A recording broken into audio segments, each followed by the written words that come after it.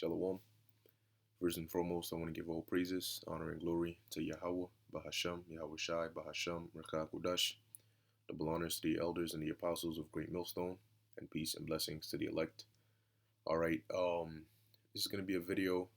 I was actually looking at the comments, all right, of the video that I put up, on my other channel here, and it's basically entitled "I also had a dream slash vision about zombies, walking corpses, and prison facilities."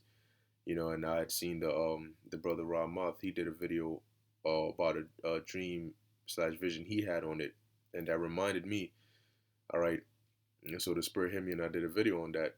And basically, when I logged into the channel, all right, so the brother left a comment, but then there was also this comment here, all right, left by this individual, Op for Heaven, Hearts for the Homeless.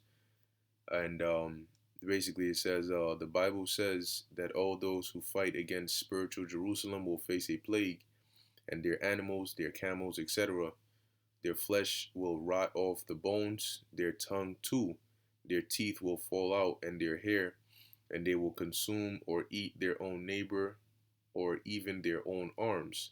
I found many prophets who wrote who wrote about this in Isaiah, um, Jeremiah, Daniel, Zechariah, etc. And I wanted to focus on this first part concerning this, because I know this precept. This is Zechariah 14 and 12. All right, which is also why it's important, to, as the scriptures say in First Thessalonians, the 5th chapter, right around the 20th verse, to prove all things. So, when you quote scriptures, all right, it's best to actually put the scripture, because, you then you can actually refer to it accurately, because as we're going to read in Zechariah 14, all right, it's actually not talking about, Zechariah 14 is not talking about zombies, all right, which, it's actually talking about nuclear destruction, okay? And we're actually going to break it down, okay, and prove it, all right, with some other precepts here as well, okay? But I could see how basically without the proper understanding of Zechariah 14 and 12, that's why she attributed it to this video dealing with the zombies. But we're actually going to go in and give the proper understanding of what it's talking about here in Zechariah, the 14th chapter, the 12th verse.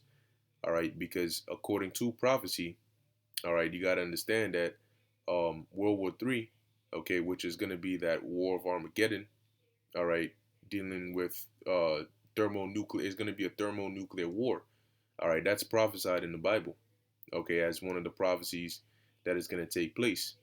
And as a matter of fact, all right, let's go here to the book of Revelation, the 9th chapter. All right, now we know the book of Revelation, all right, were really prophecies and revelations that the Lord gave to the Apostle John while he was on the island of Patmos. Okay, all right, and he didn't get him. He didn't go to the spirit world to get him and then come back. Okay, but when you go into Revelation, in the 9th chapter, for example, all right, this is going into World War One. All right, this is a vision John saw of World War One. So when you read about the locusts, and the scorpion, and the stinging, that's dealing with the dog fighters, all right, and the fighter planes that they were using in World War One. Okay, um, and we've done breakdowns on that. Okay, but I want to deal with the 12th verse. Okay, which after John sees this first world war, he says what? One woe is past. All right, meaning everything he described in the first verses was talking about a war. Now, what war do you know that has locusts? Out here with stinging people and with the heads of women, and that's not. It's all it's metaphorical, okay? But he says here the key verse is one woe. All right, one war is past, and behold, there come two woes more hereafter. And that would make a completion of what? Three woes, all right, or three wars. Now, when you deal with the first woe, this was on the level of a world war. Okay, so the two woes that will come after that would have to be in the same category as that first woe. all right, which is World War One, World War Two, and World War Three. Okay, and so now, and John got a vision of all of these. Okay, so now we're gonna go to Revelation, the 11th chapter, and we're gonna hit verse 14. Now John mentions, he says, the second woe is past, right? And behold, the third woe cometh quickly. And that third woe is dealing with what? World War Three. Okay? So in Revelation 9 and 10, or Salakia 9 and 12, all right, John mentions how one woe is past, right? And then there are two more that come after. World War One is past, two more come after, and then a couple of visions later, all right, in Revelation 11 and 14, he mentions the second world war is past, and behold, the third world war cometh quickly, meaning he has seen those. All right, he saw the first war, he saw the second world war, and now he's giving warning that what the third world war is coming quickly. All right, so now let's go to the book of Zechariah, chapter 14, verse 12. All right, and it says, and this shall be the plague wherewith the Lord will smite all the people that have fought against Jerusalem. Now, this is why it's important, all right, to actually, if you're going to quote the scripture, quote it exactly, because here she says spiritual, all right, spiritual Jerusalem, okay, and I believe she's referring to the book of Zechariah 14, all right, because she mentions how the tongue and the flesh and the teeth and the hair, but once it the consume, but we're gonna go into it, all right, because it says all those that fought against, all right, Jerusalem shall face this plague. So it's talking about Zechariah 14 and 12, all right, because it literally says, and this shall be the plague wherewith the Lord will smite all the people that have fought against Jerusalem. But key part is there's nowhere where you see the word spiritual here. It's not talking about a spiritual Jerusalem. All right. There's no spiritual Jerusalem. Okay. Now, Jerusalem here is really referring to the people. Okay, it's referring to the people, all right, which are the Israelites, who today, all right, are known as predominantly as you so-called Negroes, Latinos, and Native Americans. Okay, and you also have Israelites, all right, that are scattered amongst all these other nations. So you have Israelites that are scattered amongst so-called white people, Israelites that are scattered amongst Chinese people, Japanese people. So you may consider yourself so-called white or Japanese or Chinese, all right, but really your line could go back to an Israelite, and you may just look like you white, or you look like you Chinese, and doesn't really make you that, because your line might go back to an Israelite. All right, but nonetheless, this is dealing with, all right, those that have fought against Israel. Okay, now when it says the plague, you see, today when we think of plague, instantly we think of more of like a disease, but the word plague does not necessarily mean a disease. Okay, it just means destruction or evil. All right, and let's actually go to that. Okay, this is from the online etymology dictionary. Okay, and it says plague. Okay, it says here late 14th century, plague meaning affliction, calamity, evil, which evil means a bad time. Okay, scourge, severe trouble or vexation. All right, and then in the early 15th century, you had the definition of malignant disease. Okay, but it says here affliction, slaughter, destruction. Okay, so that's really what the word plague means. All right. Now, when there's a virus or a disease that brings about affliction and calamities and evil, but a plague does not necessarily mean a disease. Okay. So in essence, the Lord is saying this is going to be the destruction, the calamity, the evils that are going to befall all those that have come against Jerusalem. Okay. It says their flesh shall consume away while they stand upon their feet, and their eyes shall consume away in their holes, and their tongue shall consume away in their mouth. So I mean, if you're looking at this without the proper understanding, you may say, "Oh, well, that's kind of like zombies, right? Their flesh decaying and rotting and all that." but it's actually talking about the nuclear destruction, because when you go into the word consume, all right, the Hebrew word here is makwak, okay, makwak, all right. And now when you look here, it says decay, pine away, to foster, to fester of wounds, so on and so forth, all right. And that's the outline of the biblical usage. However, when you look at the actual definition, the Strong's definition of the word makwak that's used here, okay, it tells you that it's what? To melt. Okay, it says a primitive root to melt. All right, figuratively to flow, dwindle, vanish, consume away, be corrupt, dissolve. All right, so you have those key words: to melt, all right, and to dissolve. So whatever this plague is, okay, it says what? Yeah, you even have it here: to melt. All right, so makwak, to melt, um, from the Strong's definition, or to dissolve. So this plague, all right, that's gonna befall those enemies, all right, which this plague is really gonna come against, not only other nations, not only heathens, okay, but also you're gonna have 2/3 of wicked Israelites that are gonna partake of this, okay. So their flesh is gonna melt while they stand on their feet. Their eyes are gonna melt in their eye sockets, and their tongue is gonna melt in their mouth, and that's a prophecy. Okay, that's a prophecy. So now we saw the key word dissolve. Okay, so let's hit a couple of precepts that talk about this. All right, this is the book of Second Peter chapter 3 verse 10.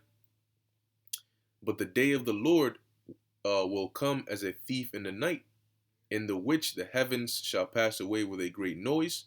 All right, and that's going to be the noise from the nuclear missiles hitting the earth. All right, from that Third World War. It says, and the elements shall melt with fervent heat. All right, once again, shall melt. See, so now that's dealing with your body, because your body's made of elements. That's dealing with cars, buildings, streets.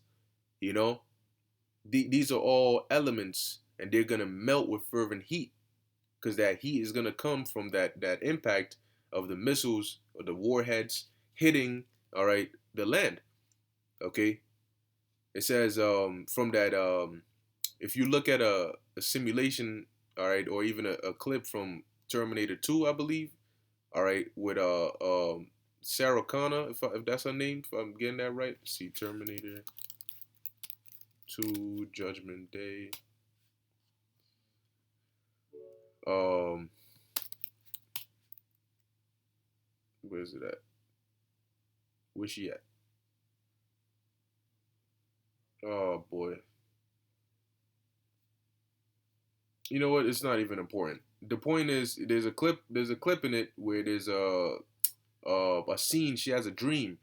All right, she has a dream, and in the dream, it's like there's a blast, like a heat wave, and that she's holding onto a fence, and then you can see the fire is so strong that it melts literally her skin off of her bones. Her hair, everything gets melted, and then her bones itself basically starts to get destroyed. All right, so those are an example of the elements. All right, melting the fence, all of that.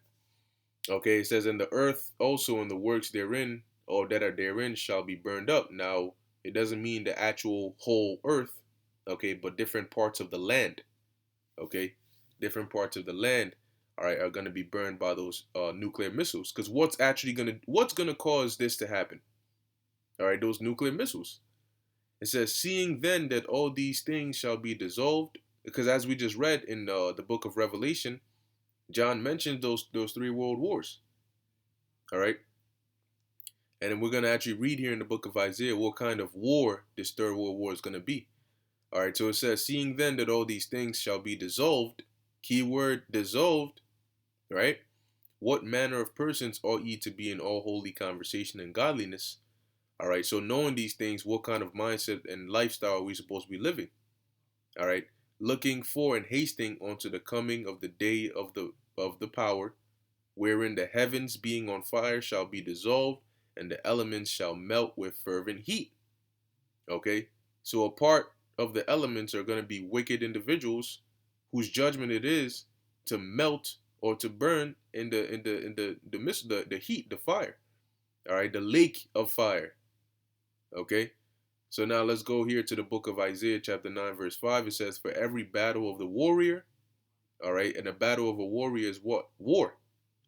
Is with confused noise. Why? Because you have the noise of horses, you have the noise of people shouting and yelling, you have the noise of, different, depending on what kind of war it is. If it's in the ancient world, you have swords clashing, different animals, elephants, all of that.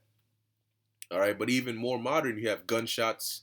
All right, you have grenades going off, you have helicopters in the air, you know. But it says, and garments rolled in blood. Okay, people getting stabbed up. All right, it says, but right, this battle, this war, and the prophecy that Isaiah is seeing shall be with burning and fuel of fire. Okay, so that's dealing with what? Those nuclear missiles. All right, so this war, this Third World War, all right, is really going to be dealing with burning and fuel of fire, because now the weapons that they're really going to be using is those nuclear missiles. Okay, so now let's go to the book of Malachi, chapter 4, verse 1. For behold, the day cometh that shall burn as an oven, yea, all the proud. It says, and all the proud, yea, all that do wickedly shall be stubble. So now what is going to cause that day to burn as an oven? Which is really talking about the lands that are going to be hit.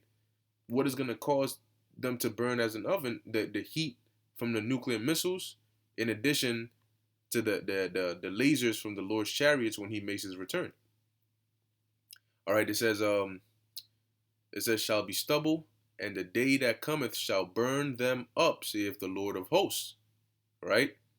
That it shall leave them neither root nor branch. Okay, so going back, all right, finally, ultimately dealing with Zechariah 14 and 12, that's dealing with all right, that plague is talking about the missiles, all right, that is gonna burn up, all right, these individuals, okay, that have been set for that judgment. So when you go, dealing with that comment here, all right, now notice in Zechariah 14 and 12, there's no mention. It only mentions eyes, all right, the tongue, you know, all right. There's no mention of hair falling out. I mean, teeth falling out and hair falling out. And then it says, and then they will consume or eat their neighbor. That's not. It's not linked that way. So I just wanted to do that video, bring some edification on that. Okay. Now concerning the dream that I had, the scriptures do say that it's gonna be a time like never before. All right. So could there be zombies? The Lord could very well do that. Is he gonna do that? We don't know. We're gonna have to watch and see. Okay. But the precept in Zechariah is not dealing with zombies, okay, in the sense of the Walking Dead type zombies, okay, but it's actually talking about the thermonuclear destruction. All right, so with that, I hope you were edified. I want to give all praises, honor, and glory to Yahweh, Bahasham, Yahweh Shai, Bahasham, Rakha Kodash. Until next time, Shalom.